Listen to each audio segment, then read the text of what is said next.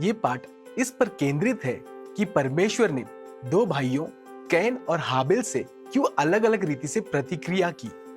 उत्पत्ति 3 के दूसरे भाग में परमेश्वर का वर्णन मनुष्य को ढूंढते और संवाद करते हुए किया गया है, ये पूछते हुए कि तुम कहां हो और तुमसे किसने कहा। आप इसे जैसे देखेंगे आपको ये एहसास होगा कि ये कुछ महत्वपूर्ण वर्णन कर रहा है। परमेश्वर आज भी हमें ढूंढते हैं, आज भी हमसे संवाद करते हैं। अगर आप इसे समझे तो आप अपने कई अनुभवों को समझेंगे, विशेष रूप से जिसे आप दुखद या संकट से भरे अनुभव सोचते हैं। इनमें से कई दुखद या संकट के अनुभव असल में परमेश्वर आपको ढूंढने के बारे में है, इस कोशिश में कि आपका ध्यान आकर्षित करे, आपसे संवाद करें, इस प्रयास में कि आप ये सोचने की कोशिश करें कि आप जीवन में कहां हैं, आप किसकी सुनते हैं। परमेश्वर का आपको ढूंढने जैसे सकारात्मक परिणामों के अलावा पढ़ते समय आप स्त्री के लिए, पुरुष के लिए और पुरुष और स्त्री दोनों के लिए कई नकारात्मक परिणामों को भी देख सकते हैं। इन नकारात्मक परिणामों में सबसे गंभीर उसे कहेंगे जिसे परमेश्वर से तलाक कह सकते हैं।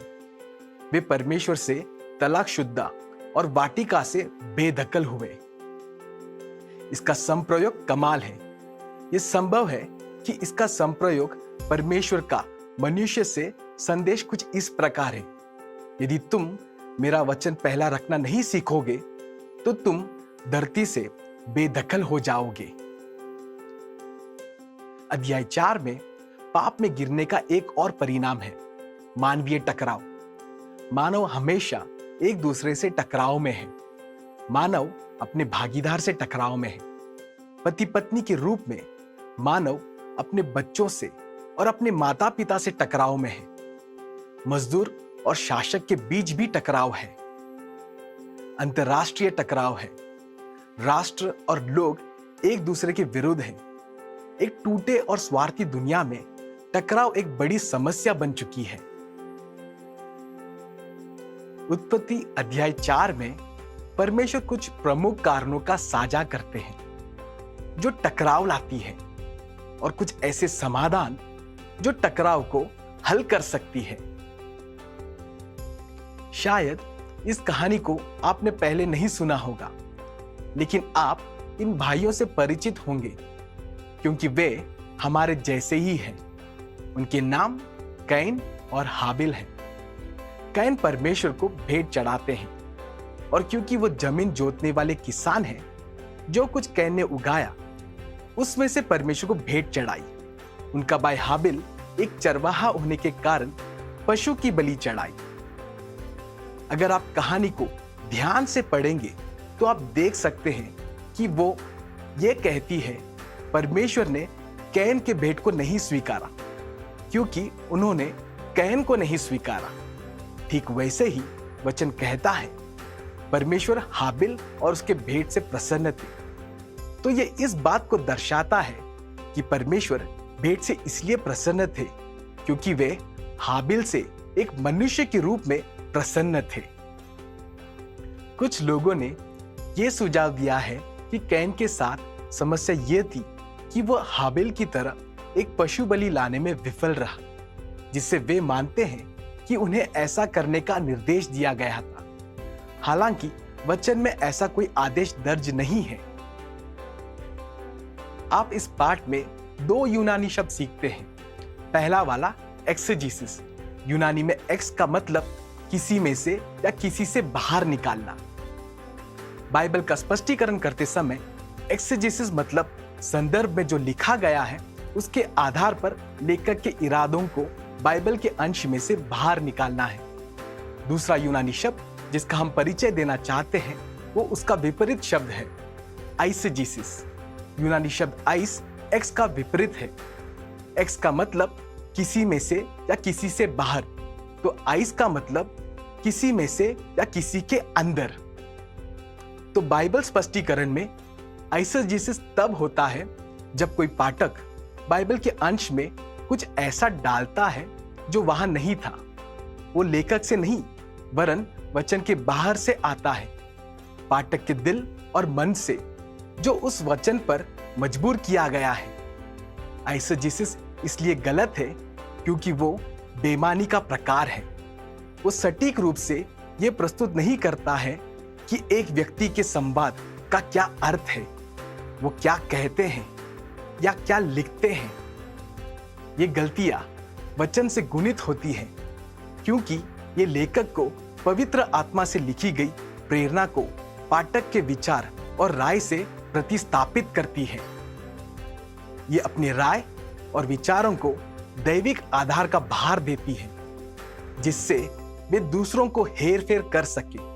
ये परमेश्वर के विरुद्ध घोर पाप है और परमेश्वर के लोगों के विरुद्ध आत्मिक हिंसा और चोरी है। जब आप कैन और हाबिल की कहानी में आते हैं, ये आसान है कि उन बातों को पढ़े जो वहां नहीं है। वचन कभी नहीं बताती है कि कैन को पशु बलि चढ़ाने का निर्देश दिया गया था क्योंकि उपज की भेंट गलत थी। असल में लय व्यवस्था की पुस्तक में इजरायलियों को विशेष निर्देश है कि धान्य भेंट और उपज को लाए। तो इस कहानी में भेंट न्याय का विषय नहीं था बल्कि मनुष्य खुद थे। इब्रानियों का पुस्तक अध्याय 11 में इस कहानी पर टिप्पणी है और वो कहती है, हाबिल ने भेंट के द्वारा यह गवाही दी कि वो धर्मी थे। आप देखते हैं परमेश्वर भेंट से अधिक मनुष्य से दिलचस्पित है। यहां कहानी यह है कि कैन श्रीमान अमान्य है। हमें यह नहीं बताया गया कि क्यों अमान्य है, बस इतना कि वो अमान्य थे। और हां, परमेश्वर को यह भी पता था कि हाबिल श्रीमान मान्य है। श्रीमान अमान्य और श्रीमान मान्य दोनों परमेश्वर को भेंट चढ़ाते हैं और परमेश्वर श्रीमान अमान्य की भेंट को अस्वीकार करते हैं। वचन कहती है, श्रीमान अमान्य क्रोधित और उदास थे। इसे इस तरह से देखें, क्रोधित व्यक्ति अक्सर उदास व्यक्ति होता है। इसलिए आश्चर्य नहीं है कि उत्पत्ति 4 कैन को क्रोधित और उदास दोनों वर्णित करती है। दुर्भाग्य से उसके लिए श्रीमान मान्य हाबिल सामने से आते हैं और श्रीमान अमान्य कैन उन्हें अकेले खेत में ले जाकर हमला करके हत्या कर देते हैं। उस समय परमेश्वर उस परिस्थिति में आते हैं और फिर ये प्रश्न पूछते हैं जैसे उत्पत्ति 3 में पूछा था। परमेश्वर इस क्रोधित श्रीमान अमान्य के पास आते हैं और पूछते हैं, तुम क्यों क्रोधित हो और तुम्हारे चेहरे पे उदासी क्यों छाई पड़ी है। और फिर विशेष ये प्रश्न, यदि तुम भी भला करो तो क्या तुम्हारा भी चेहरा नहीं चमकेगा। यदि तुम भला ना करो तो पाप द्वार पर छिपा है, पर तुम्हें उस पाप पर जीतना होगा। ये कहानी क्या कहती है?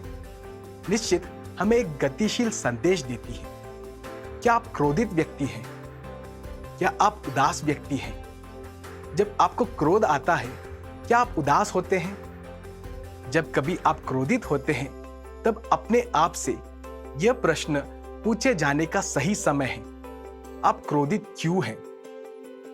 आपके क्रोध का मूल कारण क्या है? और आपके क्रोध का सही में असल कारण क्या है? अक्सर हाबिल की तरह जिस पर हमला होता है, वो क्रोध का असल कारण नहीं होते हैं। वो तो सिर्फ सामने से चलकर आने वाले होते हैं। हम अपनी भावनात्मक स्थिति के लिए दूसरों को दोष देते हैं, लेकिन अक्सर हमारी क्रोध का असल स्रोत हमारी विफलता के बारे में है, जो हमारी पर्यावरण और नतीजे दोनों को नियंत्रण करने की हमारी अक्षमता है। एक महिला एक डॉक्टर से अपनी समस्या बता रही थी। उसने कहा, मेरे छोटे बच्चे मुझे गुस्सा दिलाते हैं। डॉक्टर ने पूछा, आपके बच्चे कितने साल के हैं? उसने कहा, 3 और 5। तो डॉक्टर ने उत्तर दिया, ये छोटे बच्चों के ऊपर एक जबरदस्त जिम्मेदारी डालना है। महिला ने पूछा, क्या जिम्मेदारी? डॉक्टर ने कहा, अपने भावनात्मक माहौल की जिम्मेदारी। आपने अपने बच्चों को आपकी खुशी, उदास या क्रोध का जिम्मेदारी दे रखी है। आपकी खुशी आपके बच्चों पर निर्भर है। डॉक्टर ने पूछा, आपको क्या लगता है कि बच्चे तुम्हारे में से क्रोध को बाहर लाते हैं या क्रोध तुम्हारे अंदर डालते हैं? उसे यह महसूस होने में देर नहीं लगी कि उसने अपनी भावनाओं का व्यक्तिगत जिम्मेदारी को त्याग दिया था। तो परमेश्वर कैन से यह प्रश्न पूछते हैं, तुम्हारे क्रोध का पल भर कारण जो भी हो, क्रोध का असली स्रोत क्या है? अपनी भावनाओं का अस्वस्थ रख रखाव और उनके लिए व्यक्तिगत जिम्मेदारी ना लेना मानव टकराव के तादाद के मध्य में है। जब कैन परमेश्वर की शिक्षा के क्षण को सही रीति से प्रत्युत्तर देने में विफल होता है, तो बाहर जाकर हाबिल को मार देता है। परमेश्वर फिर कैन के पास महत्वपूर्ण प्रश्न पूछने लौटते हैं, तुम्हारा भाई कहाँ है? गौर करें, उत्पत्ति 3 में प्रश्न, तुम कहाँ हो? उत्पत्ति 4 में प्रश्न, तुम्हारा भाई कहाँ है? कैन के पास हाबिल पर क्रोधित होने का कोई कारण नहीं था। कैन की समस्या कैन ही था, हाबिल नहीं। हाबिल तो एक ठोस नागरिक था, वो श्रीमान मान्य था, एक भले व्यक्ति। जब कैन ने अपने कार्यों के लिए जिम्मेदारी लेने में असमर्थ साबित हुआ और अपनी मनचाहे परिणामों को प्राप्त करने में अशक्त साबित हुआ, तो हाबिल केवल कैन के क्रोध का एक निर्धारण बना। यहां जो हुआ उसका गतिशीलता क्या है? 7वां वचन इस पूरी कहानी की कुंजी है, क्योंकि ये टकराव की समस्या का महान समाधान है। टकराव की नींव में आप क्रोधित व्यक्ति को पाते हैं और आप उसे क्रोध की ये गतिशीलता पाते हैं। सिर्फ क्रोध का विश्लेषण करने से आप नहीं समझेंगे कि आप क्यों क्रोधित हैं। आप अभी भी क्रोधित हैं। जैसे बताया गया, क्रोध एक गहरे मुद्दे का लक्षण है। क्रोध दिल का रोग है। क्रोध कहती है, तुम पर मेरा कर्ज है। इसका समाधान ये जानने में है कि यीशु मेरे सारे कर्ज चुकाने क्रूस पर मारे गए। आपके सारे कर्ज को यीशु ने भर दिया। तुम पर मेरे पितृत्व का कर्ज है। यीशु हमें पिता से मिलाते हैं और हमारी संसारिक पिता का पाप चुकाते हैं। तुम पर मेरे मासूमियत का कर्ज है। यीशु आपके आत्मा का प्रेमी बनकर जीवन को पुनर्स्थापित और उनके पाप का भुगतान करते हैं, जिन्होंने उस मासूमियत को छीन लिया। तुम पर मेरे प्यार का कर्ज है। यीशु गहरे प्रेम करने और आप पर प्रसन्न होने आते हैं। आपके विरुद्ध का शोषण के पाप, बहिष्कार और तिरस्कार का दाम चुकाते हैं। यीशु मत्ती 7 में इसी बात के बारे में लोगों से बात कर रहे थे। दोष मत लगाओ कि तुम पर दोष ना लगे। जिस प्रकार तुम दोष लगाते हो, उसी प्रकार तुम पर भी दोष लगेगा, और जिस नाप से तुम नापते हो, उसी नाप से तुम्हारे लिए भी नापा जाएगा। तुम भला अपने भाई की आंख के तिनके को क्यों देखते हो और अपनी आंख की लट्टा तुम्हें नहीं दिखती? या तुम्हारी आंख में लट्टा होके तुम अपने भाई से कैसे कह सकते हो, लाओ मैं तुम्हारी आंख से तिनके को निकाल दूं? अरे पाखंडी, पहले अपने आंख से लट्ठा निकाल, फिर अपने भाई के आंख से तिनका निकालने को तुम्हें स्पष्ट दिखेगा। कई लोग इस अंश को गलत समझते हैं। वो सोचते हैं कि यीशु ने कहा कि किसी की भी आलोचना मत करो। यीशु यहां ये नहीं बोल रहे हैं। दरअसल यीशु 3 प्रश्नों को उठाते हैं। तुम आलोचनात्मक क्यों हो? तुम पाखंडी क्यों हो? तुम हमेशा दूसरों को इस तरह से क्यों देखते हो जैसे कि परमेश्वर ने तुम्हें तिनके का दरोगा बनाया हो? आपकी पूरी सेवकाई आपके भाई की आंख में से तिनका निकालना है, और ये इसलिए बेहुदा है क्योंकि आपके आंख में लट्टा ठुसा हुआ है। आपका खुद का जीवन पाप से भरा है और फिर भी आप क्रोधित होकर दूसरों पर दोष लगाते हैं जिनका पाप आपसे तो कम ही है। आप अपनी परिस्थिति में व्यक्तिगत जिम्मेदारी को त्याग कर सारा दोषपूर्ण भावनात्मक ऊर्जा दूसरों पर दोष लगाने केंद्रित करते हैं। यीशु इसे बेहुदा कहते हैं। वे दो प्रश्न पूछते हैं। पहले वो पूछते हैं, तुम अति आलोचनावादी क्यों हो? और फिर पूछते हैं, यदि तुम अपने खुद के पाप से नहीं निपट सकते हो तो दूसरों के पापों से कैसे निपटोगे? इसका उचित उत्तर ये नहीं कि आलोचना मत करो। यीशु का समाधान ये है, पहले अपने समस्या हल करो, फिर तुम्हें दूसरों की समस्या निपटने के लिए स्पष्ट दिखेगी। यीशु ये नहीं कहते कि किसी की आलोचना मत करो। वे कहते हैं, अपने भाई की आलोचना करने से पहले आप खुद की आलोचना करो। अपनी समस्या पहले हल करो, फिर आप दूसरों के साथ व्यवहार में अति आलोचनावादी नहीं होंगे। उत्पत्ति 4 में कैन के साथ भी यही परमेश्वर ने कहा, यदि तुम सही करोगे तो तुम भी मान्य व्यक्ति बनोगे। असल में यही समस्या की जड़ है। सलाहकारक कैन के कार्य को अंतःकरण या प्रक्षेपण कहते हैं। वास्तव में कैन को किससे क्रोधित होना था? वो खुद अमान्य थे और अपने लिए बनाए गए परिणामों से अपने आप से क्रूर थे। कैन को अपने आप से क्रोधित होना चाहिए था। परमेश्वर ने कैन को दो विकल्प दिए। कैन एक तो सही कार्य करे या दूसरों पर अपना क्रोध ठोके। जो क्रोध दरअसल अपने ऊपर पेश करना था, हाबिल पर दिखाया। परमेश्वर कैन को यह बता रहे हैं कि अपने आंख से लट्ठा निकालो, खुद मान्य बनो और तुम्हें निर्णयक या अति आलोचनावादी नहीं बनना पड़ेगा। हमारे पास भी यही दो विकल्प है। कैन ने हाबिल को मारकर हत्या करना चुना। आप क्या चुनेंगे? मुझे नहीं मालूम कि आप टकराव से कितना निपटते हैं, लेकिन यदि आप टकराव से निपटते हैं तो आप पाएंगे कि उत्पत्ति के 4 अध्याय में इस समस्या पर जबरदस्त टिप्पणी है, जो फिर से मनुष्य के पाप से गिरने का परिणाम है। मनुष्य परमेश्वर के मार्ग के बजाय अपने मार्ग चुनने का पाप।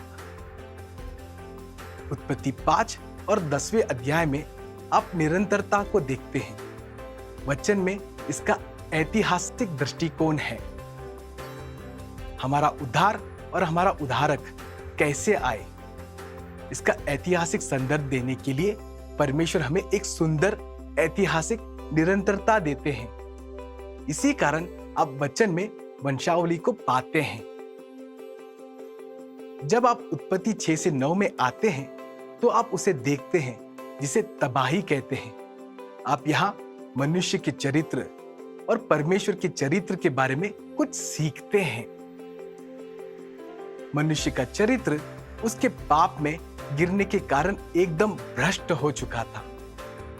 जब परमेश्वर ने मानव जाति को देखा तो उसने बहुत दुष्टता को देखा।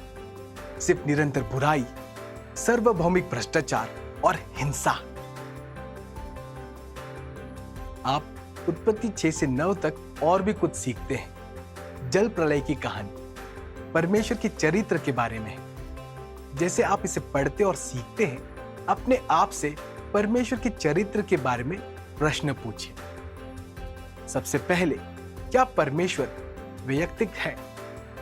और फिर अपने आप से पूछिए, क्या परमेश्वर भावुक है? क्या परमेश्वर को कुछ महसूस होता है? यह एक प्रबल धारणा है कि परमेश्वर प्रेम है और यह प्रसन्न करने वाली बात है। लेकिन वास्तव में आपको अपने आप से यह भी पूछना है कि क्या परमेश्वर का चरित्र सकारात्मक गुणों का बहुलता है? क्या ये एक गुण है या अनेक गुण है? यदि परमेश्वर के पास प्रेम करने की क्षमता है तो क्या प्रकोप की भी क्षमता है? एक आदमी था जो प्रेमी और सौम्य पिता था। एक दुष्ट व्यक्ति ने उसके 7 साल की बच्ची को बर्बाद किया। पिता अपनी छोटी बच्ची से बहुत प्रेम करता था। जब वे पुलिस थाने में पिता के पास उस आदमी को लाए जिसने उसके बच्ची को बलात्कार और बर्बाद किया, उस थाने के हर पुलिसकर्मी को पिता के हाथों से उस आदमी को बचाने के लिए रोकना पड़ा। क्योंकि वो प्रेमी और सौम्य पिता था, उसके पास क्षमता थी कि उसके प्रेम की वस्तु को बर्बाद करने वाले पर प्रकोप दिखाए। जल प्रलय की कहानी में आप परमेश्वर के चरित्र को देखते हैं। परमेश्वर मनुष्य से प्रेम करते हैं। जैसे वो नीचे देखते हैं, वो पाप और बुराई के ताकतों को, उसके प्रेम की वस्तु को बर्बाद और मनुष्य के प्रति उसके महान योजना को बिगाड़ते हुए देखते हैं। परमेश्वर क्रोध व्यक्त करने में सक्षम है। परमेश्वर का क्रोध बस ये है कि एक प्रेमी परमेश्वर का उसके प्रेम की वस्तु को बर्बाद करने वाले के प्रति उनकी विनाशकारी प्रतिक्रिया। यही तबाही का संदेश उत्पत्ति का 6 से 9 में है।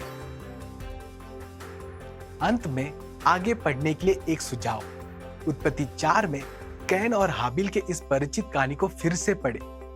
देखें कि क्या इस कहानी में ऐसा संप्रयोग मिलता है जो उन लोगों की मदद कर सकता है जो क्रोध और उदासी के साथ जी रहे हैं। इस पाठ में हमारे साथ जुड़ने के लिए धन्यवाद। परमेश्वर आपको आशीष दे और उसके प्रेमी हाथों में सुरक्षित रखे। आमीन।